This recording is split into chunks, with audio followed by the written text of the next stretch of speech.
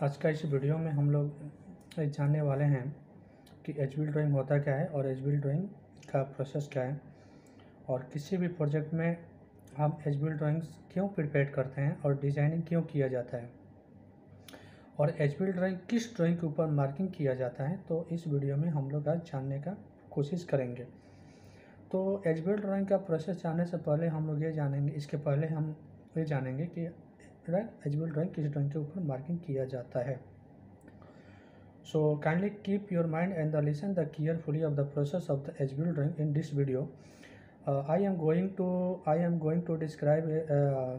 about HBL drawing for my experience according to my experience. तो इस video में HBL drawing जाने से पहले हम लोग थोड़ा बैक में आते हैं कि किसी भी प्रोजेक्ट में जब हमें ड्राइंग मिलती है, किसी भी काम करने के लिए ड्राइंग को डिज़ाइन किया जाता है, चाहे किसी भी इक्विपमेंट को इंस्टॉल करना हो या किसी भी पाइप का रन करना हो या स्ट्रक्चर हो या किसी भी चीज़ का, तो हम ड्राइंग के अकॉर्डिंग ही काम किया जाता है। तो फर्स्ट जो ड्राइंग डिज़ाइनिंग जो किया जाता है डिज़ाइनिंग टीम के द्वारा,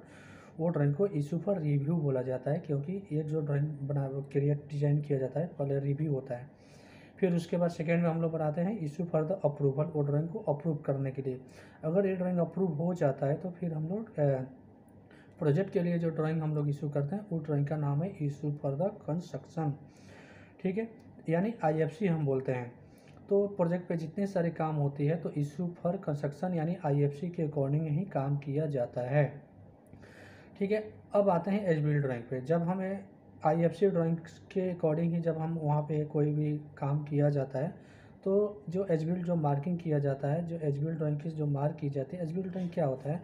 कि एच-बी ड्राइंग और any design change from the actuals drawings, यानी कोई भी डिज़ाइन अगर चेंज किया जाता है एक्चुअल ड्राइंग से तो उसे ही known as the HB drawings and the red line markup. तो IFC ड्राइंग क्या होता है कि जब हम काम करने जाते हैं तो ड्यूरिंग पीरियड द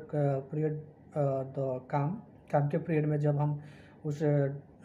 काम को करते हैं तो उस समय में कोई भी डिज़ाइन डायरेक्शन, इक्विपमेंट्स या कोई भी कंपोनेंट्स डायरेक्शन या पाइप का लेंथ चेंज होता है, ठीक है, किसी भी वजह की वजह से, किसी भी कारण, तो फिर हम वहाँ पे एच-बिल्ट मेंशन करते हैं, फिर एच-बिल्ट बनाते हैं, ठीक है, जिसे साइड इंजीनियर्स या प्रोजेक्ट इंजीनियर्स या हमारा क्लाइंट्स या जो कॉन्ट्रैक्टर है उनके द्वारा ये मार्किंग किया जाता है IFC ड्राइंग पे,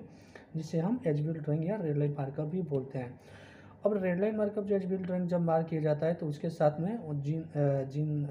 जो रिस्पॉन्सिबिलिटी जिनकी होती है उनकी सिग्नेचर भी रहती है, उनकी साइन भी रहती है, स्टॉम्प भी रहता है वहाँ पे,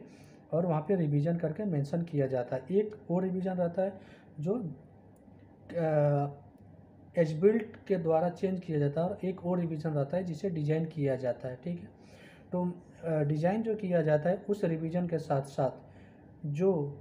रेड मार्कअप जो मार्किंग किया गया है वो कौन सी रिवीजन में मार्किंग किया जाता है, ये दोनों वहाँ पे स्टम्प के द्वारा मेंशन की जाती है, और फिर वो जो है कॉन्ट्रैक्टर सब कॉन्ट्रैक्टर जो होते हैं उनके पास आती है डिज़ाइन करने के लिए। फिर जो टेक्निकल डिज़ाइनर होते हैं या ऑटोकैड ड्राफ्टमैन होते हैं या इंजीनियर होते हैं, उनकी रिस्पॉन्सिबिलिटी होती है कि उस ड्राइंग को, एच-बी ड्राइंग को प्रिपेयर करके फिर वो कंस्ट्रक्शन टीम को भेजते हैं, वापस भेजते हैं, ठीक है। और जब इंजीनियर टीम जब उस ड्राइंग को डिज़ाइन जब करती है तो उसमें क्या है कि